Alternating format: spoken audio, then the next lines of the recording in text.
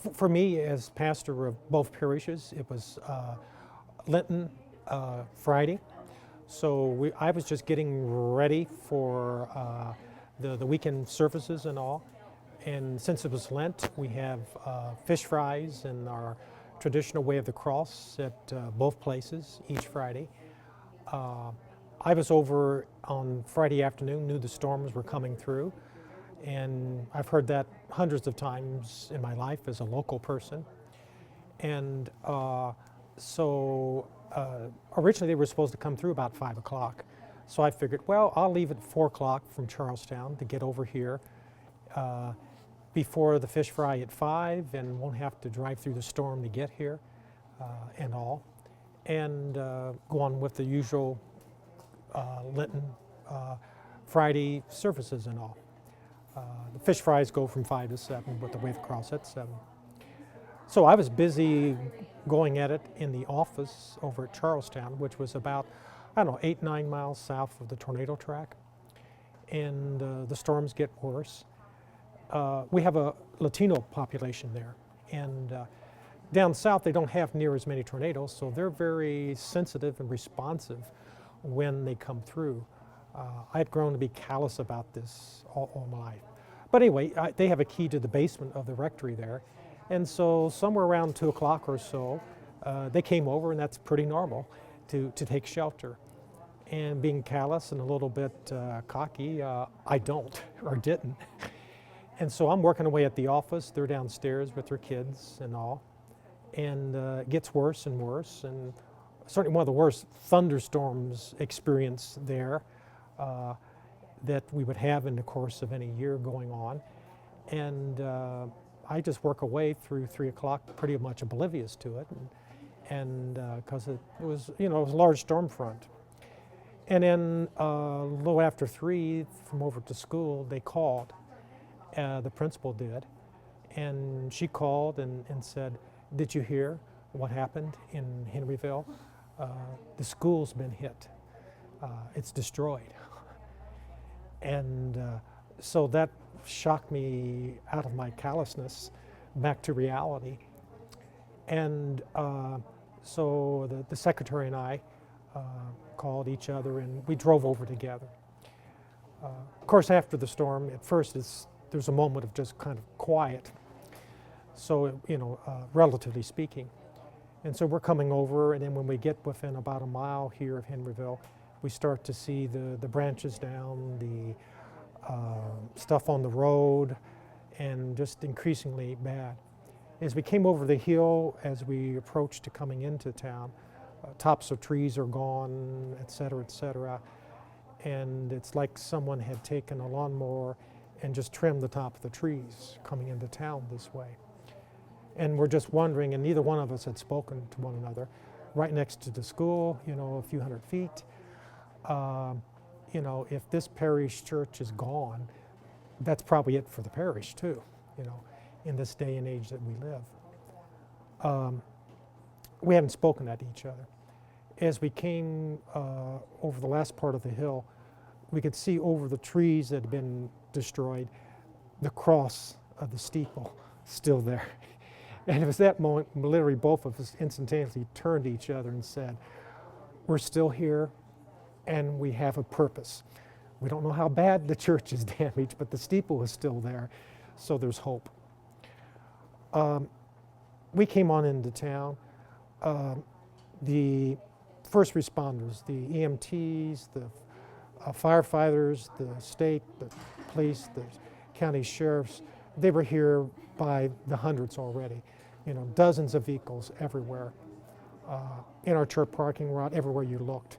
And of course the damage to the buildings and everything around. We'd seen, just glancing down the street as we drove in, that the school was severely damaged. The church at that point looked largely intact, unscathed. Certainly damaged, shingles gone and all of that. Of course, there was buildings around, houses that were just totally gone. Eventually it was $250,000 damage. We were very close to losing the church. Four of the big trusses, big ones, had been broken. Literally the ceiling underneath was holding up the trusses, the plaster and the lath board. We didn't know that for a few days. But anyway, it was there, so we simply got out and went in, and by that time it's getting dark. Downstairs in the basement of the church, candles were lit. Our fish fry people had been there from in the afternoon on getting ready for the fish fry. And they had gone into the lower part of the basement to take better shelter, which was fortunate because the kitchen door got blown off, door and frame, the window, and blown around. And they would have been hurt had they stayed in the kitchen in the basement. Some of the folks from the school by that point had made it over to the church, some of parishioners, and were sheltering there. We stayed for probably half hour, got our thoughts together, and then literally Joanne and I went back over to Charlestown, got our gear, our stuff that we would need, so on and so forth. Then we came back over. And then we started staying for the long haul, which went on for about a month, being over here 14, 16, 18 hours a day. And by the time I got back, everything was certainly in full force. They had a person located in the basement. We were one of the 3 or 4 sites to come to hunt for relatives and all. And that went on for several days, till about Sunday morning, I think it was. To see people come in looking for their relatives, and some finding them out where they were, others coming repeatedly, maybe every half hour to an hour, and still no news. One of the parishioners, you've already interviewed her, came in several times. It was several hours before she finally did find her son. Her son's house was totally gone, his favorite truck gone. He had gone up to relatives in Scottsburg. But to see several years age on their face in the course of just a few hours with the stress is something I won't ever forget. Just all the destruction, the losses, but from the first moment also the signs of redemption, the signs of the overwhelming goodness of humanity, of God's presence in humanity were there. Immediately, some of the stores in the area, the Family Dollar, I recall especially, emptied their shelves and brought basket carts of food down to the church and to homes. There was already enough food in the basement to keep the people fed who were there. The sheriff's department had already frying hot dogs on grills, setting up for the long haul. People arriving from outside. 2 fellows, one from Brownsburg, another from North Vernon, knew each other. They arrived within a few hours. They stayed the night in the church, worked through the following day. Just people coming to help. People forgetting about denominations, age, or any of the things that so artificially seems to separate us mattered nothing. Just simply working together and helping one another through the moments and all. And that was the pattern. And it was there immediately from the beginning. All we did at St. Francis was try to, here is our church, this is what we're here for. I went over to the control place over at the fire station where the state police and all the county commissioners were centered at, and just let it be known that our facilities are there. We were at the most visible location. The church was at least functional. Anything that we could do, make use of our space in any way that's needed. And they did that. By the next day, the parking lot was full of water and supplies, constantly being unloaded, being picked up. The basement had been turned into a grocery. The upstairs sanctuary was filled with clothes, so on and so forth. I was there till midnight or so, and finally things had settled down, relatively speaking.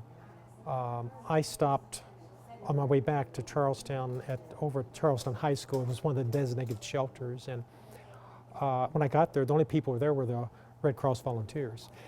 The reality is the shelters in the end weren't needed. I suspect this is true in most rural areas. People know one another, they trust one another. Even 3 or 4 miles down the road, when something happens, you open your door. It's not like people who might not know the family in the apartment above them or beside them. And that again spoke to me volumes about the fact that people just immediately went about rebuilding from immediately after the tornado. But so at least, that was got back at 1 o'clock, I don't know, 1:32 or so, got to bed, got back up by 4:30 or something like that, head back over here. In the first few days, it was like 4:30 getting over here. Because by 6 o'clock, people were eating breakfast in the parking lot there. Volunteers brought in tents that they left with us for a month or so. We became one of the main feeding sites. The sidewalk, the grass was filled with vendors who came in. Some people quitting their own restaurant business for 10 days at a time. Smoking Jim from up in Bedford. He had to be serving hundreds, if not 1,000 or more meals a day out of his own pocket for a week and a half. But Kiwanis, any number of organizations came in. Corporate America responded too. Little Caesars was serving 8,000 pieces of pizza a day on site in the parking lot. We cooked all of our fish, served it up free, et cetera, et cetera. At one point, there were some Baptists cooking fish because they had better fryers for that than we did, while we were cooking chicken on a Friday of Lent, which we can't eat. So the Baptists were cooking fish for the Catholics, while the Catholics were fixing chicken for the Baptists. Is that sort of working together? You'd never have dreamt of anything like that happening, but here it was. On the humorous side, to me, it was like the biggest church festival ever going on for several weeks. There was that side of it and that sense of it. Just a mixture of tragedy and tears, but also hope and affirmation. A pointed instance is a fellow who flew in from New York City, paid his way here, rented a car over in Louisville, drove over, worked a full day, went back late at night to his hotel, got up the next morning, flew back to New York. He took 2 days off work, spent one of it here helping us out, and paid for the whole thing himself. But that was multiplied tens of thousands of times over in the end with the people who have come and who still are coming by the dozens or hundreds in any given week to help out with things. The slow coming together organizationally also has been very important in this. And this wasn't easy, it never is. To work behind the scenes, it gets into a little bit of human politics. That's part of our human condition. And gradually forming a long-term organization to address the long-term needs. I mean, you can't be naive about things. For us, this was a learn as you go. There was no preparation is perfect, but don't second guess yourself. Just be open to new ideas. Do what you have to. Spontaneously came together a cooperative organization across the whole tornado area, all the way over towards Cincinnati. We have this, you have that. Someone, when their pickup truck and wagon would bring that here, they would go back with something different and all of that.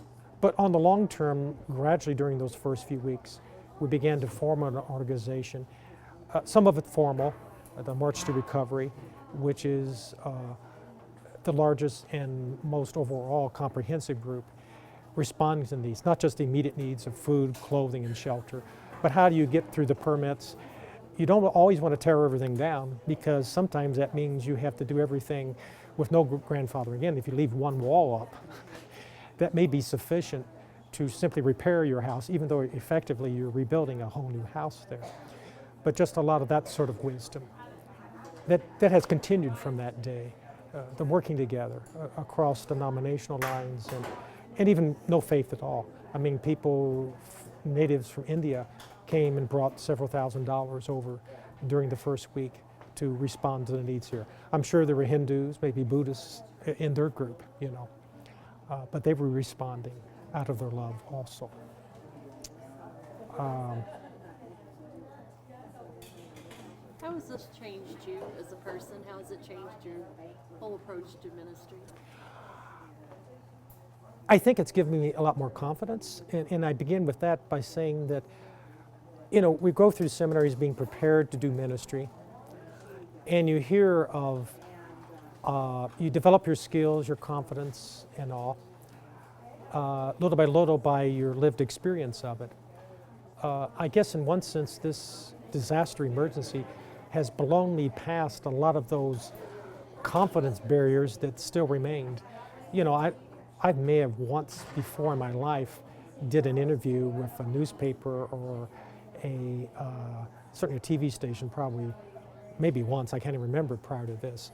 But immediately I was having to do this on a regular basis. Like on Sunday morning, there was like an hour and a half straight, a dozen.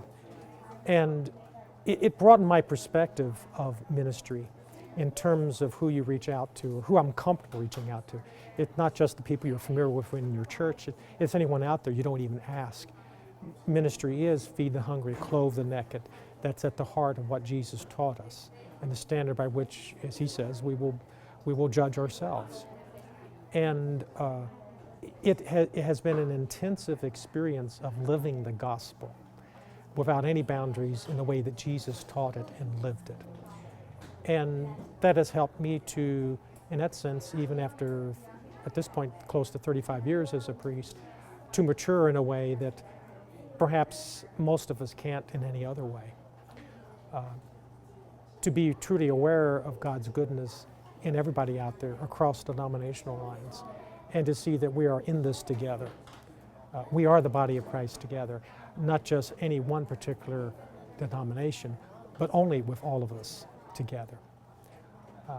And that continues to grow and prosper. I think it has brought the community together.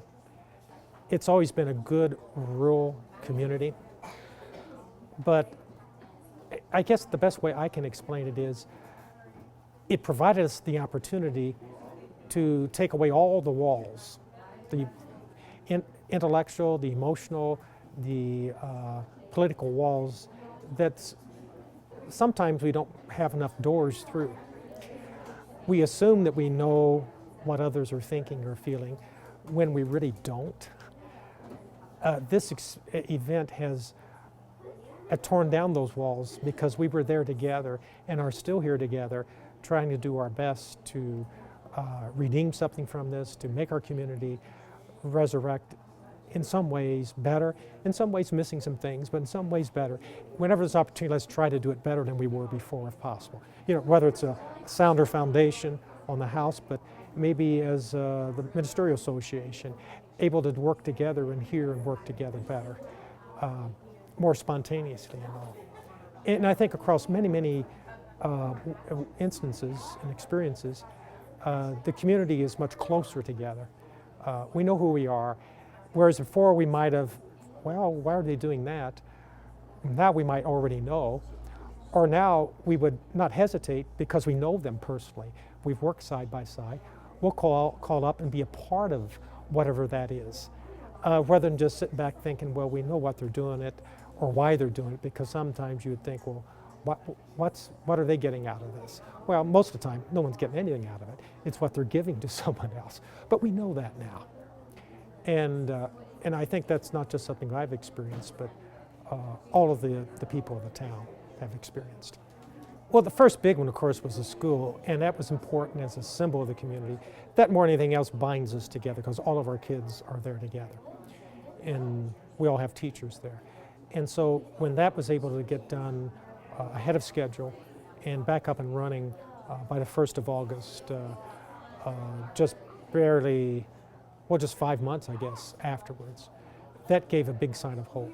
But, you know, that was the start. As I look around the community, it's one house at a time. getting put back together. At first it was just watching people clean up. Then it was getting a window replaced, and then the house is finished and redone. It's some of the new builds that are now done, 2 or 3 of them in this area and another one going up. But it's also signs of hope too, is that people aren't giving up. They're still working at it. You know, there's still people there where their houses are just beginning to be done. One of my parishioners, their house was just torn down a few weeks ago, and it'll get started here in the next few weeks or month to build their new house. I just dropped an RV that someone had donated to us off at one place yesterday, and the ladies there are going to at least partly live in that and with relatives as their house is torn down and a new one is built. It's also the empty places that speak to me of the mixture of pain, loss, but also of hope and renewal.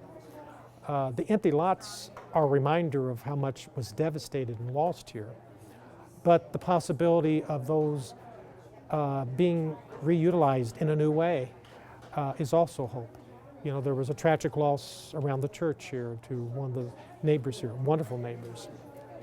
In the end, they're building a new home. They hope to move in here later in spring. We bought their old 2 places. Their house, their precious house, historic house, had to be torn down. That's going to be part of our church. We didn't have a yard or a sufficient parking lot. We now have sufficient parking. We have a yard for our Easter egg hunt a year from now when the grass is good enough. We have a place to do outdoor things. The other house, we have a garage now.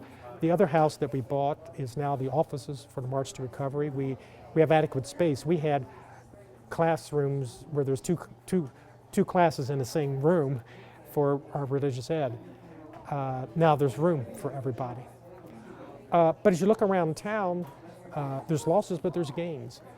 With time, all of these spaces will be reutilized, refashioned in a way, hopefully, that our town will grow with. We lost our pizza place, one restaurant across the street here, but they got the foundation in now.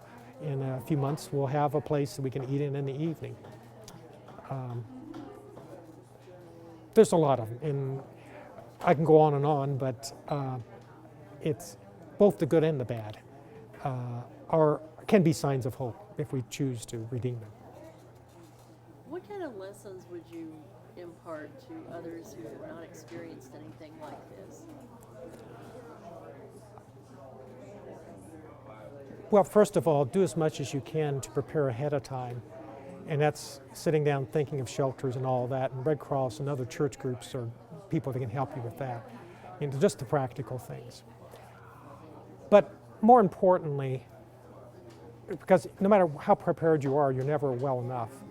Most importantly, remember that you are not alone in this. You've got your neighbors, but more importantly, you have God to sustain you. You're going to have to make some difficult decisions sometimes just to chart a way. Don't second guess yourself in the midst of an emergency. There's plenty of time to feel guilty later on afterwards. Make decisions that when they have to be, don't be afraid at times to be bold. Consulting as much as you can as you go through it. Then later on, when it's possible, be open to change, maybe tomorrow. We had to make some very difficult decisions on, well, very quickly, first of all, just to let everything else go and deal with the physical need. We'll find a place to worship on Sunday if we just have to move some clothes off to the side, which literally we did on Sunday to have Mass.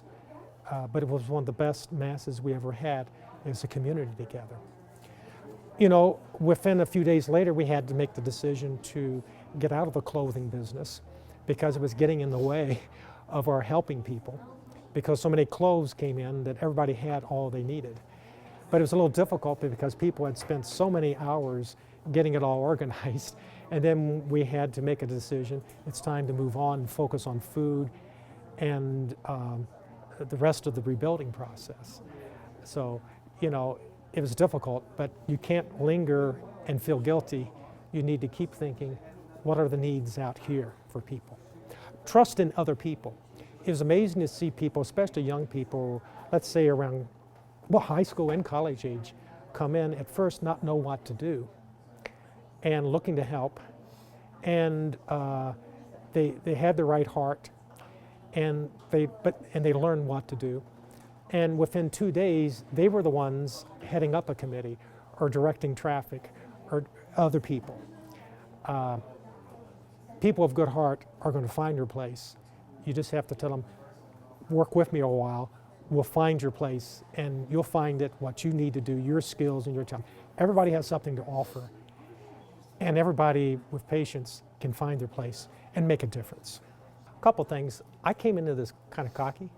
You know, I've been around storms before, even fairly close to a tornado at one time, but nothing traumatic happened. It was one of these small instances where it bopped down and bopped back up. Take them seriously. I should have been more like the Latinos and gone down to the basement. Everything that they have told us about security in tornadoes, getting into the inner bathroom or inner hallway, get in the bathtub, every bit of advice that we've been given proved true. The people that followed that advice came out with less injuries, and there are some tragic instances where people did not follow that advice and they died because of it. So follow that advice. Do as much as you can to prepare for not just or any type of emergency. You know, as churches, as institutions, as a family, it will make a difference in the end with how you will be able to help someone else. God willing, hopefully never someone has to go through this, but it will enable you to help others much better. And if it does happen to you, you will come out of it much better. Trust in the goodness of others. That's been the overwhelming lesson for myself, is the book East of Eden. In the end, good triumphs over bad. The good is better than the bad. Okay?